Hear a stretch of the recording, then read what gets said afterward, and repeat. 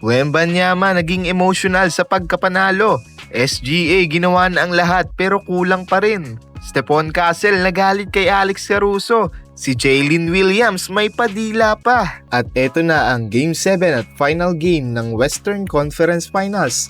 San Antonio Spurs versus Oklahoma City Thunder. Winner takes all.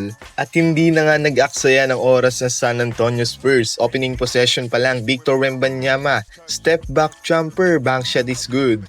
First basket ng gabi para sa Spurs. At agad silang nagpakita ng depensa. Turnover ng Oklahoma City. Sunod pa ang jumper, 4-0 San Antonio. Pero sumagot din naman si Chet Holmgren. Step back jumper din. Then the MVP, Shai Gilgeous-Alexander. Turnaround fadeaway, automatic na yan. Pero iba ang enerhiya ng Spurs. Stephon Castle attacking layup and another layup tapos alley cut finish ni Victor Wembanyama. At habang hirap ang OKC sa opensa, tuloy-tuloy naman ng San Antonio.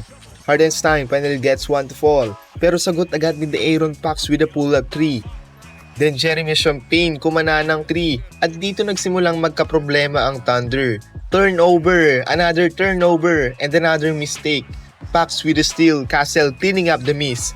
Putback slam. At dito napatawag na ng timeout ang Oklahoma City. Kitang-kita ang frustration ng Paycom Center crowd. Hindi pa doon natapos dahil Basel from downtown, Champagne from downtown at lumobo ang lamang. 27-13 San Antonio. Pero ayaw sumuko ng Thunder. Jared McCain enters the game, finger roll. Then a transition 3, back-to-back baskets, big answer for OKC. 27-18.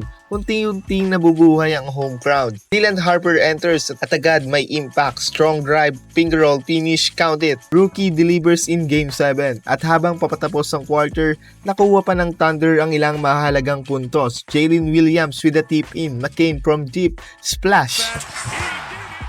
Pero sapat pa rin ang naging simula ng San Antonio. After one quarter, Spurs 32, Thunder 25. At para sa defending champions, malaking problema ang isang bagay. 7 puntos lang mula kay Shai at 20% shooting lang mula sa 3-point line. Samantalang ang Spurs, sila ang may momentum papasok ng second quarter. Pagpasok naman dito ng second quarter, agad namang sumagot ang MVP, Shai Gilgeous-Alexander step back jumper automatic. Pero may sagot din ng rookie, Dylan Harper from way downtown. Spurs back by 8, sinubukan ng Thunder na lumapit. Hartenstein with a floater, McCain with a jumper, pero bawat run ng OKC may sagot ng San Antonio. De'Aaron Fox floater is good. Then Dylan Harper finds Victor Wembanyama. Wemby tumira ng 3, 26-footer, 40-31 Spurs. Nag-timeout na dito ang Oklahoma City dahil sa run ng Spurs. At mukhang kontrolado pa rin ng San Antonio ang laro, pero hindi nagtagal. Jalen Williams with a putback, Thunder hanging around, then Chet Holmgren says no. Huge block on Dylan Harper at the rim. At doon nagsimulang magbago ang momentum. Carden Bryant answers with a layup, pero si Shai nagsisimula ng uminit. Pull up 3, 44-36, then Shai in transition attack mode, throwing it down.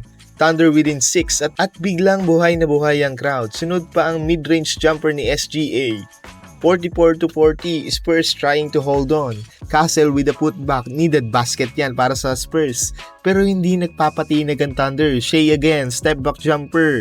46-44, Luder 3. Offensive rebound, Dort a 3. And he hit that to tie the game at 49. Jalen Williams follows it up. Thunder take the lead. Another basket. At mula sa 14-point deficit, nasa unahan na ngayon ang Oklahoma City. Shai takeover mode, scoring, creating, controlling the pace. Exactly what an MVP does in a Game 7.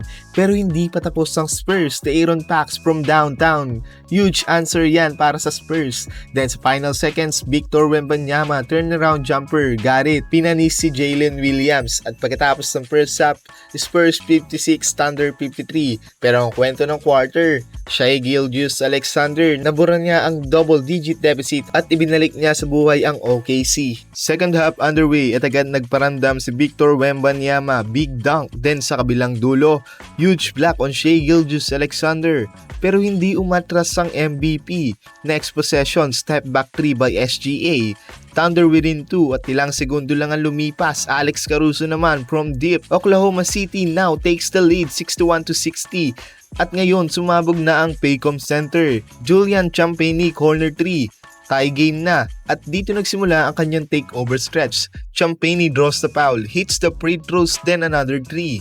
Spurs back in front. At habang nakatutok ang depensa kay Wembanyama at Harper, si Champagny ang nananakit pero si Shea ayaw pa rin magpahuli, fadeaway jumper. Dylan Harper answers, pull-up jumper naman. Then Harper finds Champagny, another 3. 73-65 Spurs, timeout ngayon ng Oklahoma City at biglang bumalik ang momentum sa San Antonio. Hindi pa yan tapos dahil si Victor Wembanyama transition 3. Spurs lead back to double digits 76-65. At para bang handa na silang kontrolin ng laro pero si Shai Gilgeous-Alexander maiba palang plano, hindi talaga pumapayag ang MVP. Free throws, more free throws, every possession, every attack, every point mattered. Habang nahihirapan ng ibang Thunder players, si Shai ang bumubuhat, 31 points keeping OKC alive. Pero hindi rin bumibitaw ang Spurs. De'Aaron Fox naman, big floater, needed basket yan para sa San Antonio. 79-74 San Antonio. At nang mukhang lalayo na ulit ang Spurs, si Jalen Williams, rainbow 3, got it. 79-77. Thunder within 2 at muling nabuhay ang crowd. Final minute of the quarter, Spurs up 3. Last chance for Oklahoma City. Miss. No good.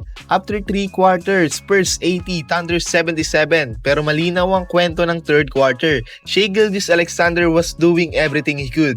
31 points through 3 quarters pero sa kabila nito, Julian Champagny and Victor Wembanyama kept answering every Thunder run. At papasok na tayo sa fourth quarter, 3 puntos lang ang pagitan. Talo o finals, 12 minuto na lang ang natitira. Fourth quarter and final quarter na ng laban, 12 minuto na lang, panalo o bakasyon.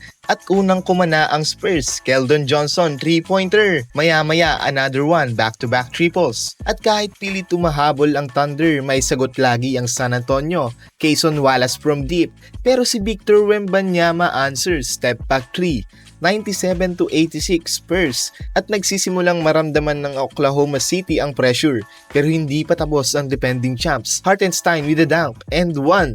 Thunder within 8, then the MVP Shai Gilgeous-Alexander fadeaway jumper 97-91 at muling nabuhay ang crowd. Pero sa bawat pagkakataong lumalapit ang OKC, may bagong bayani ang Spurs. Luke Cornett chase down Black kay Hartenstein.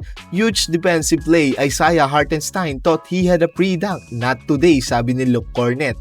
Then Stephon Castle naman, pull-up jumper, 99-91 Spurs. At pagkatapos nito, Julian Champagny step back 3, 102-91. Napilitang mag-timeout ng Thunder. Oras na ang kalaban pero si Shai ay patuloy na lumalaban. Another top jumper, 35 points na. MVP doing everything he can. Pero sa kabilang side naman, Dylan Harper step back 3, cold-blooded dito si Kabayan.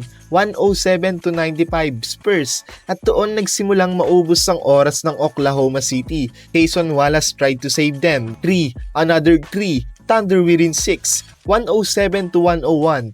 Paycom Center believing once again pero kulang na ang oras.